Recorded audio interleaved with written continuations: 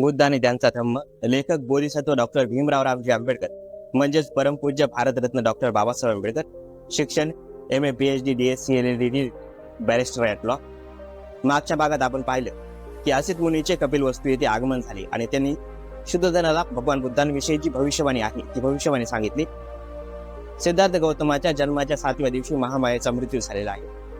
आता पाहूयात भाग 5वा, बालपणीची लक्षणे. जेव्हा तो आपल्या पित्याच्या शेतावर जात असे व जेव्हा त्या ठिकाणी त्याला काही काम नसे त्यावेळी तो एकाच स्थळी जाऊन ध्यान लावण्याचा प्रयत्न करीत असे. नक्कीच त्याच्या बौद्धिक विकासासाठी आवश्यक त्या सर्व गोष्टी केल्या जात असताना क्षत्रियाला आवश्यक अशा युद्धविद्येच्या शिक्षणाकडे दुर्लक्ष केले जात नव्हते. कारण आपल्या मुलाचा मानसिक विकास घडवून आणताना त्याच्या पुरुषत्वाच्या शास्त्रबळाच्या विकासाकडे दुर्लक्ष होऊ नये याची दक्षता शुद्धोधन घेत असे. सिद्धार्थ दयाशील वृत्तीचा होता. माणसाने माणसाचे शोषण करावे हे त्याला आवडत नसे. एकदा तो आपल्या काही मित्रांबरोबर आपल्या पित्याच्या शेतावर गेला. तेथे त्याने अंगावर अगदी थोड्या कपड्यांशी अंग भाजून काढणाऱ्या कडक उन्हात जमीन नांगरणे, बांध घालणे, झाडे तोडणे अशी श्रमाची कामे करीत असलेले मजूर पाहिले. हे दृश्य पाहून तो अतिशय हळहळला. तो आपल्या मित्रांना म्हणाला, एका माणसाने दुसऱ्याची पिळवणूक करावे हे योग्य ठरते काय? मजुराने कष्ट करावे व त्याच्या कष्टाच्या फळावर मालकाने आपले ऐशोआरामाचे जीवन जगावे हे कसे बरोबर असू शकेल? त्याच्या मित्राला यावर काय उत्तर द्यावे हे कळेना, कारण ते जुन्या परंपरेच्या विचारांना मानणारे होते. त्यांच्या मते मजुराचा जन्म हा आपल्या धन्याची चाकरी करण्यासाठी झालेला असतो आणि आपल्या धन्याची चाकरी करणे हाच त्यांचा धर्म असतो. शाक्य लोक प्रमंगल नावाचा एक उत्सव साजरा करीत असत. धान्याच्या पेरणीच्या दिवशी साजरा करावयाचा हा ग्रामीण उत्सव होता. शाक्य लोकांच्या प्रथेनुसार या दिवशी प्रत्येक शाक्याला स्वतः आपल्या हाताने जमिनीवर नांगर चालवावा लागत असे. सिद्धार्थ या प्रथेचे नेहमी पालन करीत असे. तो स्वतः नांगर चालवित असे. जरी तो विद्वान होता तरी त्यांनी शारीरिक श्रमाचा कधी तिरस्कार केला नाही. तो क्षत्रिय कुळात जन्मलेला होता आणि त्याला धनुर्विद्येचे आणि इतर शास्त्रे चालविण्याचे शिक्षण मिळाले होते.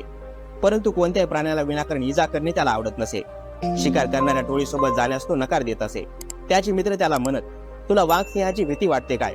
तेव्हा तो उत्तर देई, मला माहित आहे तुम्ही वाघाला मारण्यासाठी जात नसून तेथे हरिण आणि ससे यांच्यासारख्या निरुपद्रवी प्राण्याला मारण्यासाठी जात आहात. निदान तुझे मित्र किती बिनचूक निशाणेबाजी करतात हे पाहण्यासाठी तरी तू ये. त्याचे मित्र त्याला आग्रह करीत असत. सिद्धार्थ अशा प्रकारच्या आमंत्रणाने नकार देत असे आणि म्हणे, मला निरुपद्रवी प्राण्याला मारताना पाहणे आवडत नाही. सिद्धार्थाच्या या वृत्तीमुळे प्रजापती गौतमी अतिशय चिंताग्रस्त झाली. त्याच्याशी वाद घालताना ती म्हणे, तू विसरतो आहेस की तू क्षत्रिय आहेस.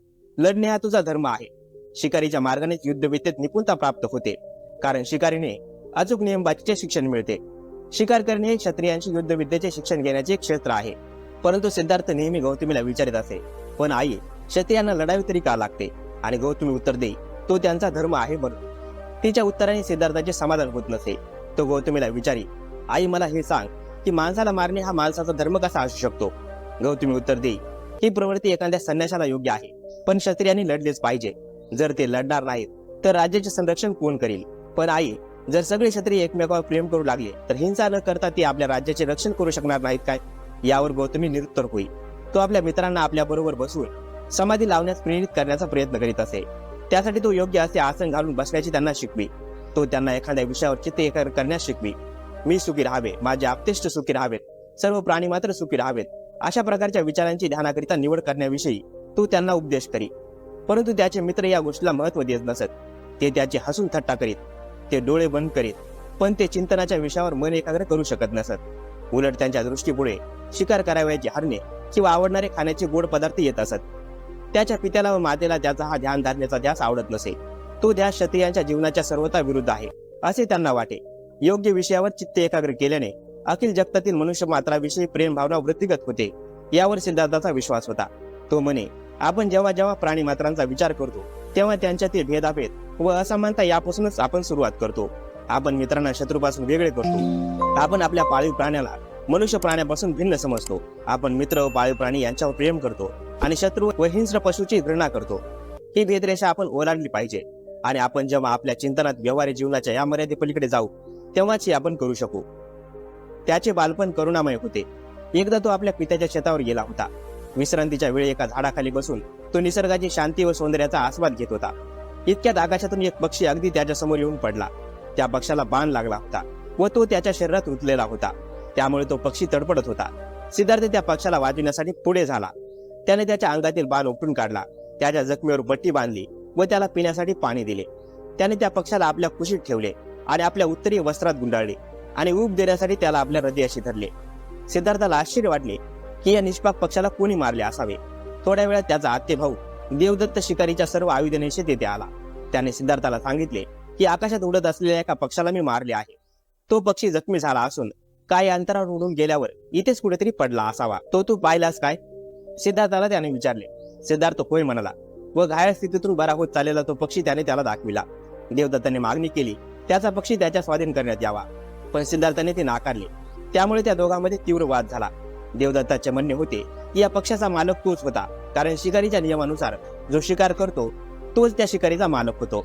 सिद्धार्थाने या नियमाची अधिकृतता अमान्य केली. तो म्हणाला की जो त्याचे रक्षण करतो त्यालाच त्याच्या मालकीचा हक्क प्राप्त होतो. हत्यारा कोणाचा मालक कसा होऊ शकतो? या वादात दोघांपैकी कोणी माघार घ्यायला तयार होईना. शेवटी हा प्रश्न न्यायालयापुढे नेण्यात आला.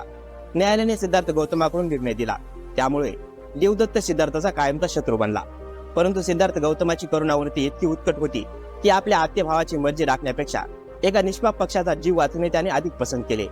सिद्धार्थ गौतमाच्या बालपणीचे जीवन हे अशा तऱ्हेचे होते. विवाह.